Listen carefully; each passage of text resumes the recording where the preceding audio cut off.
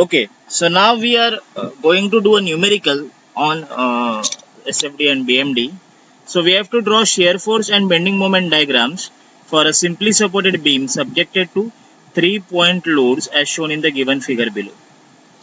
Okay, so there is a 5 Newton load, there is a 10 Newton load, and there is a 8 Newton load on a simply supported beam A and with the ends A and B. Now A is hinge and B is roller. So definitely at the A hinge there would have been two force support reactions, vertical and horizontal. But since there is absence of any inclined force or any horizontal force, therefore the HA is assumed directly 0. So we have to find the unknown forces RA and RB. RA और RB निकालना है हम लोग को. तो हम लोग क्या करेंगे, कंडीशन यूज करेंगे summation moment at A equal to 0. ठीक है, तो अभी ए में से आर ए जा रहा है तो आर ए का वैल्यू तो 0 हो गया because that is the definition. Because moment का डेफिनेशन है कि मतलब मोमेंट का कंडीशन है कि अगर कोई फोर्स उसी पॉइंट से जा रहा है तो उस फोर्स के वजह से उस पॉइंट पे होने वाला मोमेंट 0 होता है. Now we are taking important condition is clockwise moment is positive. अब 5 न्यूटन ओके पहले हम लोग एक तो लेफ्ट टू राइट जा सकते हैं, right to left. There is no hard and fast rule, but just you have to take the proper distance and the sign convention. ठीक है, तो अब using the condition summation moment at A equal to 0, तो B देखा जाए तो B अभी ए पे एंटी क्लॉकवाइज डायरेक्शन में जा रहा है and that's why it is taken as minus R B into. अब डिस्टेंस कितना है 1 + 3 4, 4 + 2 6 + 2 8 मीटर्स है perpendicular distance from A. So it is RB into 8. Now the 8 Newton force. 8 Newton force is going clockwise with respect to the point A. तो distance है 3 + 2 5, 5 + 2 7, इसलिए +8 into 7. Then 10 Newton force. 10 Newton force is again going clockwise to A and the distance is 2 + 2 4 meter. And another is 5 Newton point load. It is a 2 meter distance. Again it is going clockwise. So plus 5 into 2. Now अब आपको calculation करना है calculator पे. तो देखा जाए minus R B into 8 को अगर हम लोग राइट हैंड साइड पे लेके जाएंगे तो पॉजिटिव हो जाएगा. 8 into 7 56 plus 10 into 4 is 96 plus 5 into 2 is 106. अब 106 को 8 से डिवाइड करेंगे तो 13.25 न्यूटन आ जाएगा. Now using the condition summation F Y equal to 0. Summation F Y यानी हम लोग खाली वर्टिकल फोर्सेस को देखने वाले हैं वाई डायरेक्शन में मतलब जो जा रहे हैं और इक्वल टू 0. कंडीशन ये रहेगी कि अप जाने वाले फोर्सेस पॉजिटिव रहेंगे, डाउन जाने वाले फोर्सेस नेगेटिव रहेंगे. तो R A is going up, so R A will be positive. 5 will be down, 5 is down, so it will be negative. 10 is down, it will be negative. 8 is down, it will be negative. और R B ऊपर जा रहा है तो R B हमारा positive रहेगा. So R A plus R B -5 -10 -8. अब हम लोग ने आर बी तो कैलकुलेट किया है, सो लेट्स डू -5 -10 -15 -8 23. -23 को राइट हैंड साइड पे भेजेंगे तो +23 एंड 23 में से 13.25 को हम लोग डिडक्ट करेंगे तो ये हो रहा है हमारा R A equal to 9.75 newton. अभी शेयर फोर्स कैलकुलेशन हम लोग करेंगे. तो at every point left hand side पे हम लोग ने एक सेक्शन डाला है और एक राइट हैंड साइड पे सेक्शन डाला है. So at A there is on the left hand side पे 0 0 है, राइट हैंड साइड पे V1 है. और ऐसे हम लोग ने 2 2 3 3 4 4 5 5 6 6 7 7 8 8 9 9. यूजुअली किसी बुक्स में इसको जस्ट लेफ्ट जस्ट राइट भी हम लोग बोलते हैं. ओके, तो मतलब ए के लिए जस्ट लेफ्ट 0 0 रहेगा, 1 1 हमारा जस्ट राइट रहेगा, 5 के लिए 2 2 हमारा जस्ट लेफ्ट रहेगा, 3 3 हमारा जस्ट राइट रहेगा. एनीहाउ मतलब ये सिर्फ खाली for you know for understanding है, डिनोशन के लिए है. इनका ऐसा कोई हार्ड एंड फास्ट रूल नहीं है. तो शेयर फोर्स निकालेंगे. Shear force at section 1 1 is denoted as V11 and shear force at section 2 2. ऐसे हम लोग अगर V33 बोला तो शेयर फोर्स एट V3 मतलब 3 3 सेक्शन पे.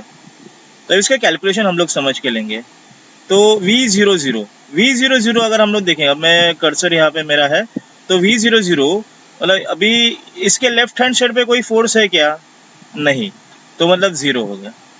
ओके, नाउ V11 जब हम लोग V11 सेक्शन ले रहा हो तो आपको पूरा राइट हैंड साइड पे जो है वो भूलना है और खाली लेफ्ट पे जो है वो देखना है.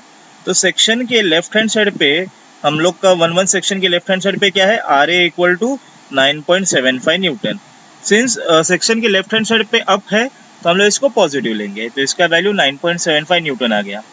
नाउ V22, अगेन V22 अगर हम लोग सेक्शन ले रहा हूँ तो उसके लेफ्ट हैंड साइड पे खाली एक ही फोर्स है, R A equal to 9.75 which is going up, तो ये प्लस 9.75 रहेगा।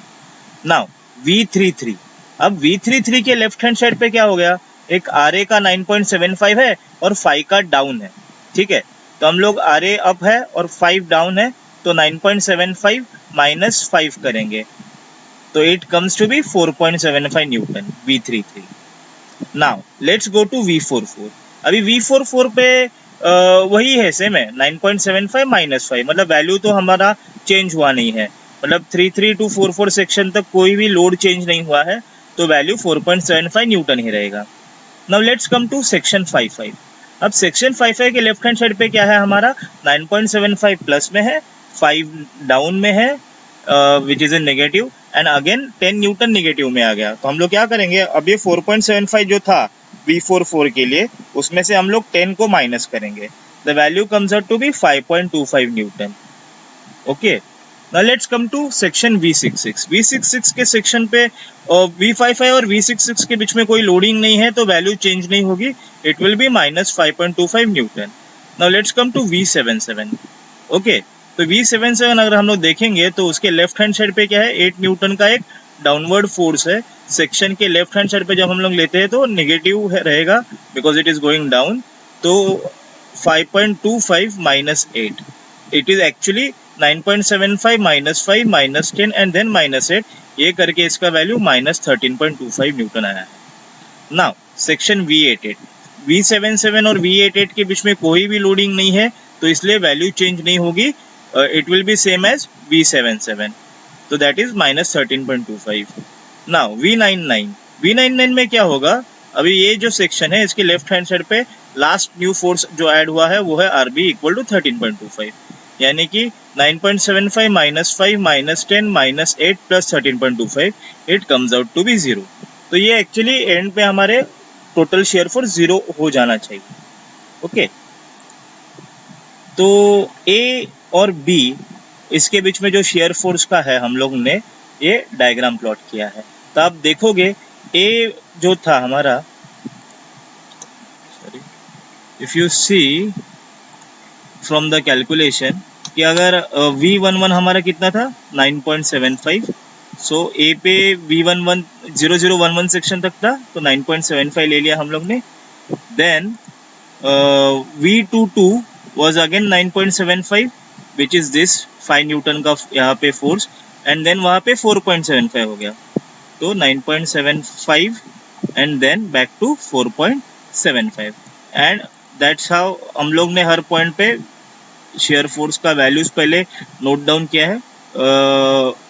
This need not be with respect to say like हम लोग कोई स्केल से नहीं निकल रहे, बट एक यू नो अभी 4.75 9.75 ये हम लोग पहले पॉइंट्स प्लॉट करेंगे and then we have to just join the lines. अब इसमें रूल क्या फॉलो करना है, जब आपका पॉइंट लोड किसी पॉइंट पे एक्ट होता है तो SFD का जो ग्राफ है ओके उसमें वो लाइन वर्टिकली चेंज होगी। जैसे कि आप 9.75 से हम लोग C पे 4.75 पे गए क्योंकि वहाँ पे पॉइंट लोड एक्ट हुआ और फोर्स का वैल्यू चेंज हुआ तो शेयर फोर्स में चेंजेस आ गए। बट अगर किसी दो पॉइंट के बीच में कोई लोड चेंज नहीं, जैसे हम लोग A to C हम लोग लोड चेंज नहीं है तो we represented on a graph by a horizontal line. Okay, similarly from C to D again there is no change, we represented by horizontal line. D पे drastic change हो गया 10 newton तो the graph went down till minus 5.25। Again from D to E कोई load change नहीं है तो इसलिए horizontal line रह गया। E पे वापस 8 Newton point load, the value has changed, and again from E to B there is no load change, the line has stayed horizontal. So that's it. In this video we have done only SFD. We will be covering how to calculate BMD in the next lecture for the same numerical.